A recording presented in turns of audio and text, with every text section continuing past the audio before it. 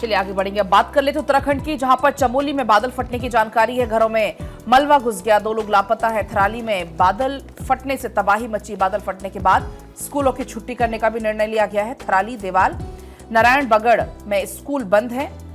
भारी बारिश को देखते हुए स्कूलों में ये छुट्टी जारी कर दी गई है। चमोली के लिए एसडीआरएफ की टीम भी रवाना हो गई। पंकज इस वक्त जुड़ गए हमारे साथ। पंकज, फिलहाल वहां पर क्या स्थिति, कुछ लोगों की चूंकि लापता होने की भी जानकारी है? देखिए, एसडीएम चमोली जो है थराली है, उन्होंने पुष्टि की है कि 3 लोग लापता हैं। इनमें एक 20 वर्षीय लड़की शामिल है और अभी बाकी लोगों के लापता होने की बहुत ज्यादा सूचना नहीं मिल पाई है। वहां लगभग 15 से 20 मकानों को भी नुकसान हुआ है। लोगों को सुरक्षित स्थान पर भेज दिया गया है। एसडीएम आवास में भी पानी घुस गया था। वो उन्होंने बताया कि वो खुद भी जान बचाकर वहां से भागे हैं।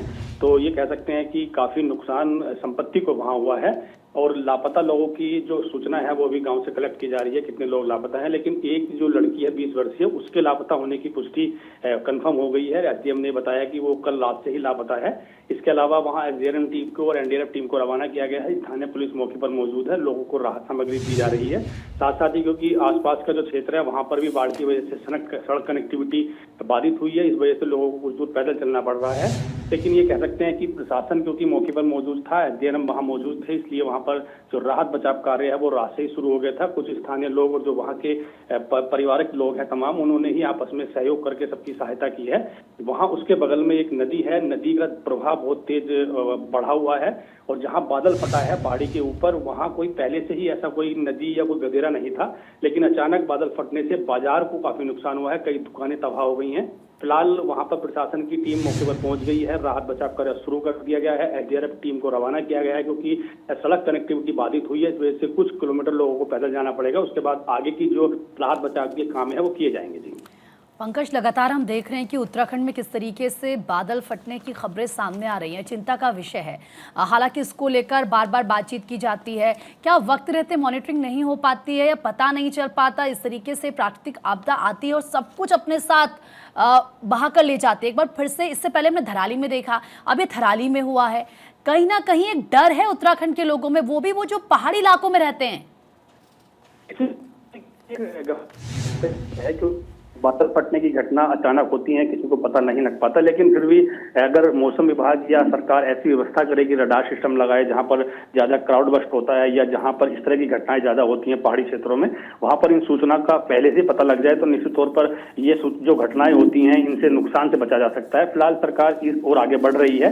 फिलहाल अभी कह सकते हैं क्योंकि ये घटनाएं कई जगह हो रही हैं तो इससे जो पहाड़ी क्षेत्र के लोग हैं वो दहशत में भी हैं, डर भी है उन्हें। अभी यमुना नदी का जलस्तर जो प्रभाव बंद हुआ है उससे झील बनने की वजह से यमुना घाटी के लोग भी चिंतित हैं। उसके बाद ये धराली में एक घटना हुई थी और फिर बाद में ये साथ ही थराली में जो घटना हुई है उससे भी लोग काफी गंभीर चिंतित हैं। तो फिलहाल सरकार का भी ये काम है कि उन लोगों को राहत बचाव कार्य किया जाए। तो अभी वहां पर प्रशासन द्वारा डीएम चमोली संदीप तिवारी और जो एसडीएम है वहां के पंकज भट्ट, उन्होंने पूरी तरह से पूरी व्यवस्थाएं वहां पर शुरू कर दी हैं। लोगों को राहत बचाव कार्य शुरू कर दिया है। प्राथमिक तौर पर वहां पर जो लोग हैं, स्थानीय लोग हैं, स्थानीय पुलिस है, वो सब कुछ काम कर रही है, वहां पर राहत बचाव कार्य में जुटी हुई है।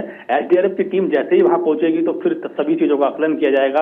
ये तय देखा जाएगा कि कितने लोग लापता हुए हैं, जो बच्ची लापता हुई है उसको कहां कैसे तलाशा गया, वो लापता है, डर के इधर उधर भागी है या कहां मलबे में दबी है, ये सभी चीजें उसके बाद आकलन होगा। फिलहाल अभी वहां पर जो स्थानीय प्रशासन ने उन्होंने सभी तरह की चीजें शुरू कर दी हैं, राहत बचाव कार्य शुरू कर दिए हैं, लोगों को राहत देनी शुरू कर दी है क्योंकि कई लोगों के घर टूटे हैं, पूरा सामान तबाह हो गया है, सब कुछ नुकसान है। तो उन लोगों को पहले राहत देनी होगी और उनको ये भी कहना होगा कि भाई आप बिल्कुल सुरक्षित हैं, आपको सुरक्षित स्थान पर ले जाया जा रहा है। जी, कितने नुकसान का अनुमान अभी तक है?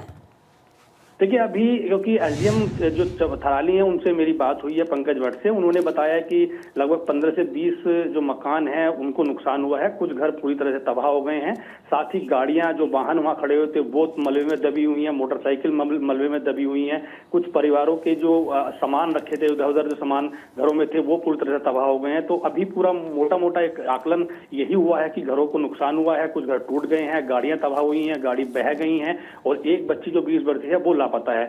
2 व्यक्तियों के और लापता होने की सूचना मिली है, लेकिन उनको अभी कंफर्मेशन नहीं किया है। उन्होंने, हो सकता है कि वो जब ये क्राउड रस्ट हुआ होगा, पानी मलबा नीचे से आया होगा, तो वो इधर उधर जंगल में भागे, उनकी तलाश की जा रही है, क्योंकि वहां पर कनेक्टिविटी नहीं है, फोन कनेक्टिविटी भी खत्म हो गई है। तो ऐसी स्थिति में अब सबसे काउंट करना, लोगों को घर घर से पूछना होगा कि आपके व्यक्ति सब सुरक्षित हैं या क्या है। तो रात से ही ये सब चीजें की जा रही हैं।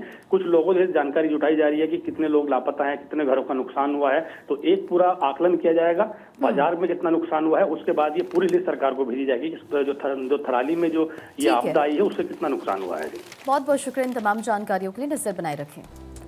तो थराली में बादल फटने पर डीएम संदीप तिवारी का स्टेटमेंट है। बादल फटने से काफी नुकसान। संदीप तिवारी ने कहा कि एसडीएम आवास समेत कई मकान क्षतिग्रस्त हो गए। बादल फटने से मलबे में कई वाहन भी दब गए हैं।